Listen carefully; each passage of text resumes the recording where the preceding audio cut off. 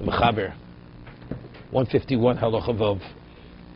Ochal acholim she'enim ruim la'achilo. Person eating foods that were not edible. O she'ochal achila gaso. He ate beyond his fill. What does that mean? Kagon miyod. Al achilo she'ochal erv Yom Kippurim. He ate to his fill every Yom Kippur. At shekotz b'mizono poter. To the point that he couldn't keep the food down. It's not considered eating, therefore he's poter. Of course, rabbinically you're not permitted to do it, but on the Torah level he didn't violate the law of eating on Yom Kippur. We ate foods that were spiced with other types of seasoning. Why? Because even if a person is full, something which is seasoned in a certain way, a person has room for that. Said this. A person has eaten leaves that grow on reeds, again, because they're inedible. Lulev gefanim, shlivnu kodem Rosh Hashanah, poter. Like grape leaves, which they started to bud before Rosh Hashanah, poter. Dates balmo, it's considered eating just cellulose, wood. V'mlivlevu b'Rosh Hashanah at Yom Kippurim. But if they started to bud from Rosh Hashanah to Yom Kippur, which they consider developed, they're semi-edible, chayov. Mishna Berura Zayin alikanim, ishgorsam aligifanim, grape leaves. V'atam mishum ne'inam ruim lachila, because they're inedible. Shlivlu pirush heinitzu, they b'ktagdinon, v'yotzi perch v'yotzi tzitz, v'apig lavim Rosh Hashanah Yom Kippurim, mishum dadayin lachim, v'rakim, because they're still moist and they're soft, timruyin, hein uruyin lachilo.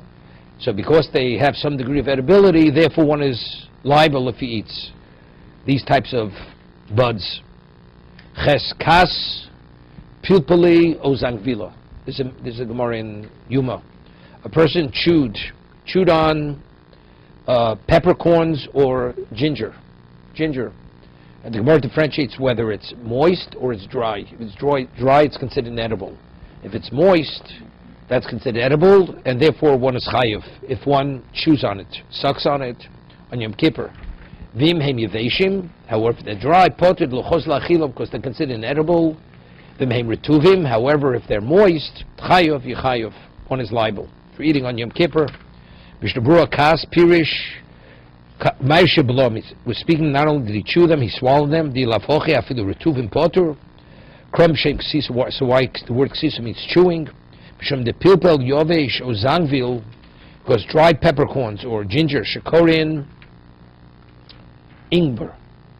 Ingber is ginger. Hudavishe darko lechol, because it's something normally it's not eaten. One chews on it. Lechol lechem poter, chol poter diit marocho. Poter also poter means you're exempt on a Torah level, but you're liable on a rabbinical level. So it's forbidden on a rabbinical level. Tes hashosib Yom Kippur lo logmov. Person drinks on Yom Kippur a cheek full of liquid, chayov. So what we had spoken about for eating, normally eating is a kazayis, but in Yom Kippur, it's a little less than an egg, which is a large date. So we explained, based on the Gemara, because Yom Kippur it's a halacha in what? To be in an afflicted state.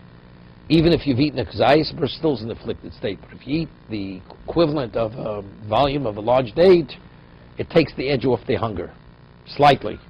So the question, what is drinking? Drinking normally means a revius. Whatever revius is, 2.9 ounces. So again, we spoke about dividing it up, not drinking within the same time frame. So what is a revius? I mean, revius, in this case, l'chumra, let's say by the dalit kosos, especially if it would be Friday night, with the first kosos doraisa. It's kiddush, right? So then we would have to be machmir in the share of a revius. What is that? That would be 4.2 ounces. But the other kosos is 2.9 ounces.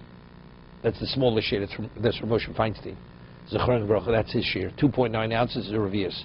But on Yom Kippur, or the other way, what's considered a revius? So the chumrah is 2.9 ounces in terms of drinking a revius. So if you would divide it in the time frame, you have to make sure not to drink during that 3-minute period, or over a 9-minute period, 2.9 ounces.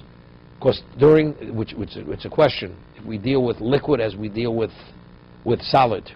We'll see in a moment. So it has to be a cheekful or a mouthful. And each person, it's based upon his own capacity, what his mouthful is. We had said earlier that in terms of eating, it's irrelevant how large the volume of the person is, large or small. Ksevas agasar satisfies even ogmel chabosha, even if you're a giant. But in regard to the mouthful, it's based on the size of the person.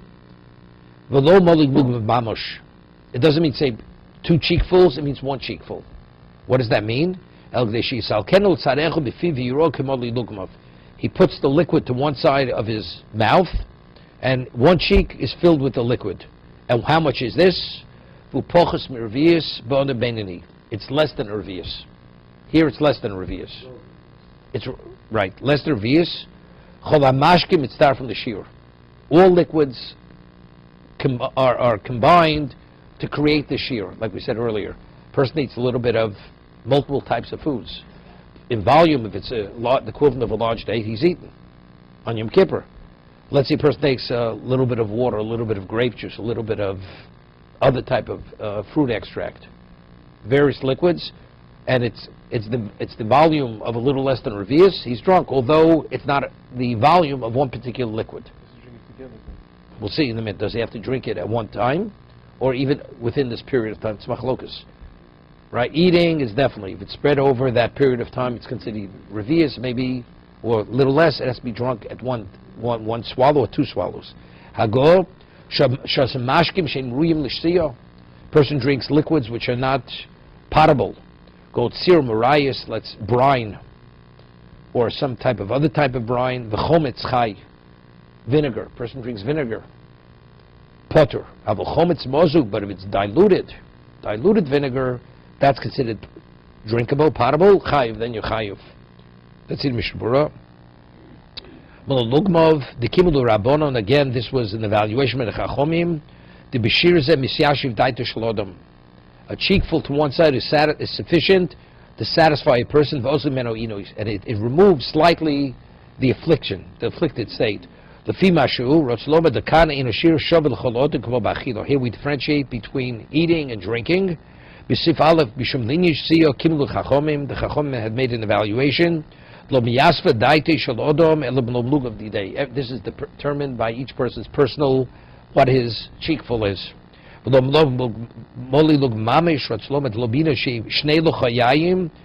not both cheeks filled with liquid, and it protrudes. What is the volume? It's nearly a revius. If you gimel kosov do ruba shel revius. I'm ber alocha sham. It means revius. The majority of revius is bodem beinani. Ulfama moli lugma revius or Yosef. If it's based on a person's size, if a person is a very large man, it can be more than a revius. Correct? We're saying an ordinary person, it's a little less than a revius, but a large person may be more. Kon odem godel bioser. Could be even less than the majority of revius. Person's very small. Because since it satisfies his hunger, it removes the afflicted state, it's sufficient. Go see what's inedible, what's not potable. That's after you soak a fish in brine. That's the fat which is extracted in the brine from the fish. It's only if it's so accurate that it actually it's like bubbles. Since it's very potent, it's harmful to the person. Even though it may be damaging, but since it takes away his hunger.